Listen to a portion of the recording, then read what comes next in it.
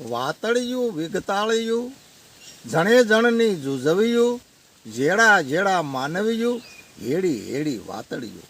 આ વાતો બધી છે ને આવી હોય મારા ભાઈ. વાતળિયું તમારે કરવી હોય પણ વાતળીનો સાંભળનાર માણસ તો હમો જોઈએ ને. કારણ કે આ ધરતીની માથે અનેક મહાપુરુષો થઈ ગયા, અનેક સતીઓ થઈ ગયા, અનેક એવા માણસો બની ગયા. એની વાતો મંડાતી હોય. અમુક તમે ગામના ખંડેરમાં જઈને જોવો અને આમ ધૂળીનો પોપડો ઉછળે ને તો ત્યાંથી એના સંસ્કારો નીકળે. પણ કેવું કોને, તમે આ ભાવનગરથી રાજકોટ હાઈવે ઉપર જાઓ અને ઢસાથી 4 કિલોમીટર આગળ હાલો એટલે હાઈવે રોડ ઉપર આ જાનબાઈની દેરડી નામનું ગામ આવે છે.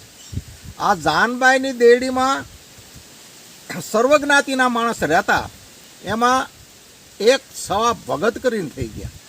આ સવા ભગત જાતના ખોજા હતા પણ સર્વધર્મ પાળતા. એને ક્યાં રામાપીરના પાઠ પણ મંડાતા, રામાપીરના હેલા પણ ગવાતા અને એ સર્વધર્મને સવા ભગત માનતા. આ સવા ભગત અને ઓલે ઘણી વખત ભજન કીર્તન હોય, રામાપીરના પાઠ હોય, અવારનવાર માણસો ત્યાં હાજરી આપતા.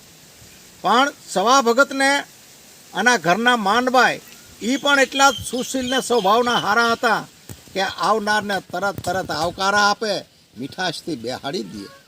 હવે આ સવા ભગત એક વખત એ બકાલું બનાવતા, રીંગણી બનાવતા. પોતાની વાડીએ સવા ભગત કો હાંકે છે, માનભાઈ ક્યારામાં પાણી વાળે છે અને રીંગણી હજી સોંપેલી છે. હવે સવા ભગત કો હાંકતા હાંકતા પોતે એમ વિચાર કરે છે કે અરે રે કુદરત, આ હું તો આવ્યા ગયાને ટુકડો આપું છું, સાધુ સંતોને માનું છું, સાધુ સંતોને આવકારું છું, પણ મારી પાછળનું હવે હું, મારી પાછળ કાંઈ નથી. આવો જ અહીં વિચાર કરે ને ત્યાં સવા ભગતના છીંડામાં અલમસ્ત 3 સાધુ આવ્યા. જય નારાયણ સવા ભગત. સવા ભગતે એકદમ કોહ થાળામાં મૂકી દીધો અને કોહેથી ગડગડતી મૂકી અને 3 સાધુના પગમાં લેટી ગયા. પધારો પધારો બાપુ, અમ જેવા ગરીબની વાડી આજે તમે પાવન કરી, એ મારા નાથ પધારો પધારો. માનભાઈ પાણી વાળતા વાળતા ભાળી ગયા. એ પણ પાવડો મૂકીને આવ્યા, હાડલાનો છેડો પાથરી અને સાધુને નમસ્કાર કર્યા. બેહો બેહો બાપલિયા બેહો. સવા ભગતે વિવેક કર્યો કે બાપુ નહીં, સાધુએ કીધું કે સવા ભગત કોઈ રસોઈ કા બંદોબસ્ત બન જાएगा. સવા ભગતે કીધું કે બાપુ અહીંયા તો દાળ, અહીંયા તો લોટ, મરસાં એવું બધું છે, કાંઈક બનાવી નાખી રોટલા, પણ દાળ ભાત એવું કાંઈ ખાવું હોય તો બાપુ આપણે ગામમાં જવું પડે. નહીં નહીં સવા ભગત, ઈધર બનાવો, 2 સાર બેંગુન તોલ લાવો. અરે બાપુ હજી તો બેંગુન ક્યાંથી તોડી લાવું, હજુ તો આ રીંગણી સોંપું છું, હજી એને હું પાણી પાઉં છું. અરે ભગત મેને કો રીંગણ દેખાતા હે. એ કે બાપુ એ આપણી વાડી નથી, એ કોકની વાડી છે, પણ હું છે ને એમાંથી માગીએ હું રીંગણા. સવા ભગત ગયા બાજુની વાડીવાળાને ઓલેથી 2-5 રીંગણા લઈ આવ્યા મોટા મોટા. ત્યારે તો સવા ભગત હજી રીંગણી સોંપતા હતા. સાધુ બધા હાથોહાથ કામે લાગી ગયા. માનભાઈએ સાણાનો આટો બનાવ્યો, એમાં રીંગણા શેક્યા, ઓળા બનાવ્યા. 3 સાધુને 2 માણા પોતે 5 ભેગા બેસીને જમ્યા. જમ્યા પછી સાધુ મોજમાં આવી ગયા. તો સાધુએ કીધું કે સવા ભગત કુછ માગ લે. તો સવા ભગતે કીધું કે બાપુ માગવાનો વિચાર તો હું હમણાં ઘડીક પહેલાં જ કો હાંકતા હાંકતા કરતો હતો કે હું તો સાધુ સંતોને આવકારું, આમ કરું તેમ કરું, પણ મારી પાછળ કાંઈ નથી. આપથી ક્યાં કાંઈ અજાણ્યું છે, મારી પાછળ આ રોટલો આપનાર કોઈ નથી. જરૂર આવેગા સવા ભગત, તો મેરે ઘર જરૂર આવેગા, પણ જે બાળક આવે એને ફકડ રખના, સંસારી મત બનાના. સાધુએ આશીર્વાદ આપ્યા. પછી કે હાલો બાપુ તમને ગામ સુધી હું મૂકવા આવું. સવા ભગત પોતાની મસ્તીમાં આમ હાલ્યા જાય, સાધુ પાછળ હાલ્યા જાય. થોડેક જઈને સવા ભગતે પાછો વળીને જોયું તો સાધુ બાધુ બધું અલોપ થઈ ગયું. સવા ભગત પાછા વિચાર કરતાં કરતાં વાડી આવ્યા. માનભાઈએ પૂછ્યું કે તરત ગામમાં જઈને ઉતાર્યા? અરે કે સાધુ તો રસ્તામાં જ અલોપ થઈ ગયા મારા વાલા, એ ક્યાં ગયા કોને ખબર. પાછા કો હાંકવા માંડ્યા અને કામે લાગી ગયા. હવે કુદરતને કરવું છે. દિવસો જાતા જાતા છવા ભગતને ઘરે દીકરાનો જન્મ થયો. દીકરાનો જન્મ થયો એટલે છવા ભગતે દીકરાનું નામ શામજી રાખ્યું.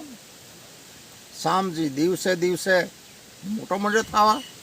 હજી તો શામજી 6-8 વર્ષનો 9 વર્ષની ઉંમર થઈ ને, તા તો શામજીને ઘેરમાં ગાવવા માંડ્યા. હવે સવા ભગતને સાધુએ કીધેલું કે સંસારી મત બનાના, પણ આ તો ભાઈ સંસારી માણસ, પોતાને દીકરો થયો એટલે પોતાને એમ થયું કે દીકરાને પરણાવી દઉં તો હું આ ઉસરંગ બધા જોતો જાઉં. હવે બાજુના 13 વર્ષની ઉંમર થઈ એટલે ધરાર હગા આવ્યા. બાજુના નીંગાળા ગામે શામજીનું સગપણ કર્યું. સગપણ કરી અને વરસ ન થયું તો વેવાય લગ્નની ઉતાવળ કરવા માંડ્યા અને શામજીના તાબડતોબ લગ્ન લેવા. હવે અહીંથી સવા ભગત સર્વે જ્ઞાતિના માણસને લઈ અને પોતે નીંગાળા શામજીને પ્રણાવવા ગયા. સવા ભગત ડાયરામાં બેઠા છે, અલગ મલકની વાતો થાય છે અને અહીંયા નિકાહની તૈયારી થાય છે. એ વખતે કોકે આવીને સમાચાર આપ્યા કે ભગત દોડો, શામજીને માયરામાં વીસી કરડી ગયો. અરે ભગત કે શામજીને વીસી કરડી ગયો તો મને ક્યાં મંતર તંતર આવડે કે હું ઉતારી શકું, મારા વાલાની મરજી છે એમ થાય.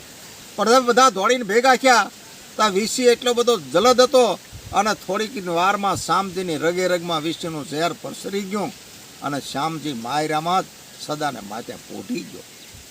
હવે સવા ભગતની એવી નેમ હતી કે ખુદા સમાજની અંદર જે મૃત્યુ થાય એને એના ખાનામાં લાવીને દફનાવવું પડે. એટલે સવા ભગતને એના વેવાય પક્ષવાળાએ કીધું કે અહીંયા બધી ક્રિયા કરીએ કે નહીં, હું આને મારા વતન લઈ જવાનો, મારા ગામ લઈ જવાનો છું. હવે ગાડું જોડ્યું, શામજીના મયતને ગાડામાં પૂરાયું, પણ ત્યાં તો એ પાનેતરને એ સુંદડી ઓઢેલી કન્યા આવી અને શામજીનું માથું ખોળામાં લઈને બેસી ગઈ.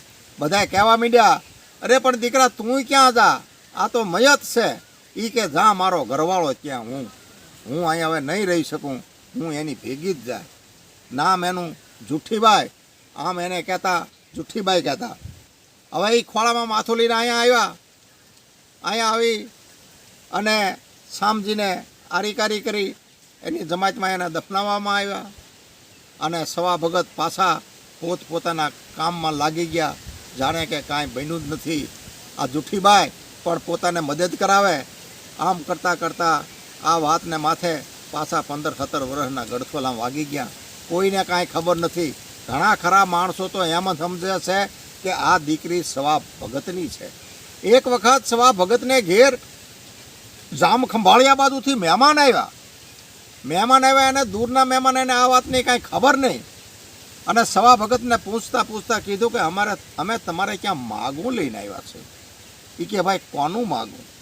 એ કે તમારી દીકરીનું. અરે ભાઈ આ મારી દીકરી નથી, આ તો મારા દીકરાની વહુ છે. માગા દીકરીઓના હોય ભાઈ, પણ કાંઈ વહુવારુના માગા થોડા હોય. તારે મહેમાનને ખબર પડી કે આ તો સવા ભગતના દીકરાના વહુ છે. મહેમાન પણ વીએ ગયા. અને આ જુઠ્ઠીબાઈ એમ કહેવાય છે કે ઘણા 81 વર્ષની ઉંમર સુધી જીવ્યા. દેડી ગામની અંદર એને એક વાવ ગળાવી અને એના સરસ મજાના ભજને છે. એમ જુઠ્ઠીબાઈના ભજન છે, સવા ભગતના ભજન છે. આજે સારી હલકમાં ભક્તો એ ભજનો ગાય છે અને માણસ એને સાંભળે છે.